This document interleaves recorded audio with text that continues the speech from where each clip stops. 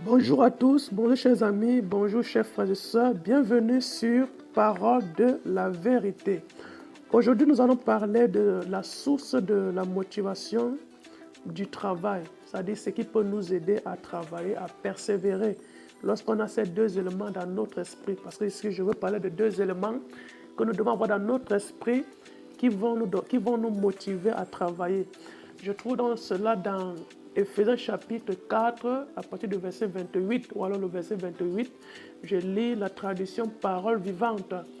Que le voleur cesse de dérober, qu'il cherche à travailler assidûment de ses mains et apprenne non seulement à gagner honnêtement sa vie, mais encore à secourir les indigents. Indigents ici, ou bien les pauvres, ou bien les veuves, ou bien les veufs, ou les orphelins. Mes chers amis, il y a deux éléments motivateurs que je voudrais aborder ici, qui est donc mentionné dans ce passage que je viens de lire. C'est que l'apôtre Paul ici s'adresse à l'église d'Éphèse. C'était des croyants, c'était des gens qui avaient dit que nous servons Dieu, mais qui volaient. Et certainement, ce n'était pas le vol qui partait cassé. Même les tromperies, là, c'est une forme de vol. Tu trompes tes frères, tu trompes tes soeurs, tu trompes tes amis. C'est une forme de vol, d'escroquerie. Alors, pour éviter tout cela, Paul dit à l'église d'Éphèse que chacun travaille de ses propres mains. Quand nous cherchons à travailler, il interpelle. C'est un désir. Et pour quelle raison est-ce que nous devons travailler? Qu'est-ce que pour nous aider à travailler? Le premier point, c'est que nous allons apprendre à travailler de nos propres mains parce que nous voulons gagner honnêtement notre vie. Il y a beaucoup, c'est beaucoup, vous voyez certains hommes de Dieu qui ne travaillent certainement pas, et parce qu'ils voient que c'est chaud, ils ont une femme et des enfants qui doivent nourrir, envoyer des enfants, ils sont bien de faire des choses qui ne sont pas bien. Commencer à faire des choses qui ne glorifient pas le nom de Dieu. Ils vont commencer à vendre l'huile, vendre l'eau, vendre ceci, vendre les cailloux de bénédiction, vendre tout. Parce quoi? Ils n'ont pas. Maintenant, s'ils travaillaient, ça allait les aider. Ça allait les éviter ça de choses. Ils n'allaient pas regarder à cela. Donc, ce qui va nous aider à, à travailler, c'est que nous allons chercher à gagner honnêtement notre vie. Et l'apôtre Paul nous interpelle à le faire. Et lui-même, il dit ça à beaucoup d'assemblées. J'ai travaillé de mes propres mains. Je vous ai montré le chemin à suivre. Je vous donne les passages de blé que vous allez lire après. L'autre élément, c'est que ce qui va nous motiver à travailler, c'est que nous aurons le désir de secourir les autres. Nous aurons le désir de venir en aide aux faibles, aux pauvres, de venir en aide aux orphelins, de venir en aide aux veuves, aux veufs. Nous allons venir en aide aux orphelinats. Ça va nous pousser à travailler.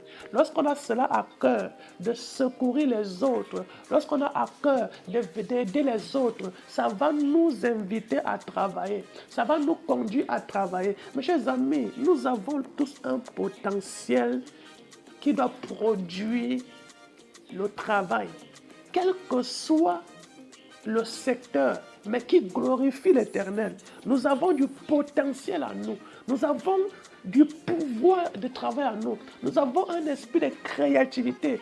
J'avais lu l'histoire de Washington Garver, vraiment quelqu'un qui a révolutionné son domaine. Il était un agriculteur.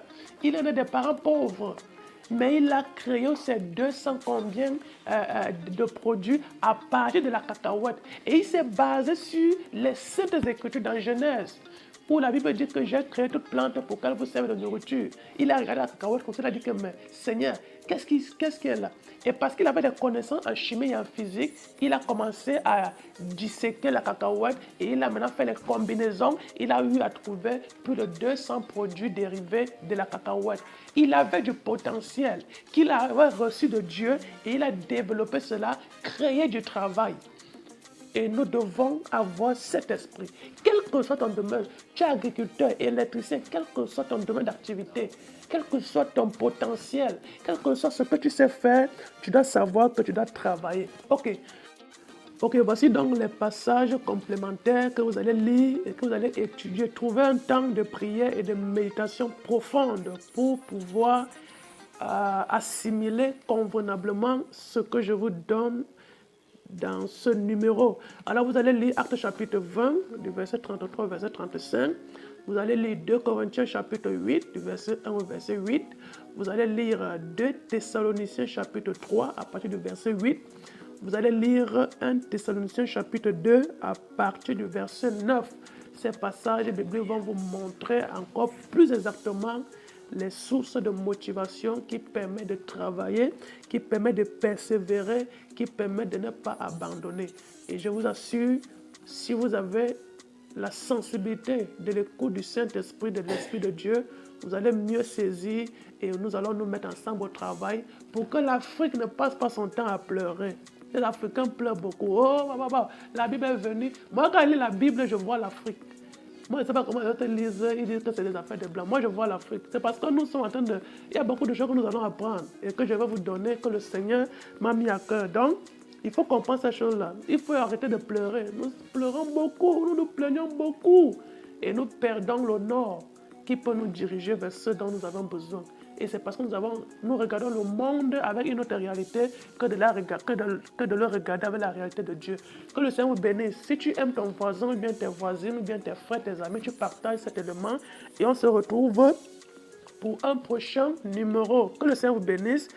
Priez pour vous-même, priez pour moi, priez pour la nation, priez pour l'Afrique, priez pour le monde et attachez-vous vraiment à Dieu. C'est lui le créateur de tout l'univers, de tout ce qui existe. Que Dieu vous bénisse.